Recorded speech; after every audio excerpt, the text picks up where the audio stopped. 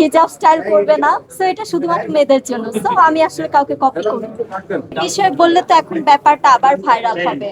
তিনি যেহেতু যাচ্ছেন ভাইরাল হতে, সো আমি আর কি বলবো, আসলে আমি একটা কথা বলি, জার্নালিস্টদের যখন বুমটা ফেলে দেওয়া হয় নর্মালি কিন্তু সবাই রিয়াক্ট করেছে। যাদের আসলে এই জার্নালিস্ট ভাইরা আমার ভালোবাসার জায়গা।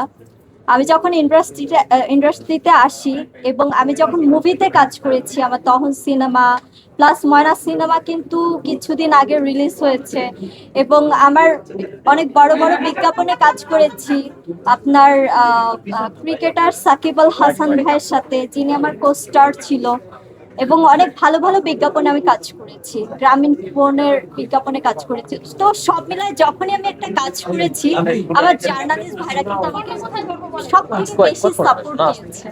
আমি যখন বিপদে পড়েছি সব থেকে বেশি সাপোর্ট জার্নালিস্টরা আমাকে করেছে। তো তাদের সাথে আসলে যদি কেউ আসলে এই ব্যাপারটা, এই ভালোবাসার জায়গা, বলতে গেলে এই বুম বলেন, ক্যামেরা বলেন, এটা হচ্ছে আমাদের ভালোবাসার জায়গা। সো সেখানে যদি কেউ অপমান করে, হয়তোবা আপনাদেরও দোষ ছিল, কারণ আপনারা যাকে তাকে যখন তখন খুশি যেমন তেমন প্রশ্ন করে বসেন।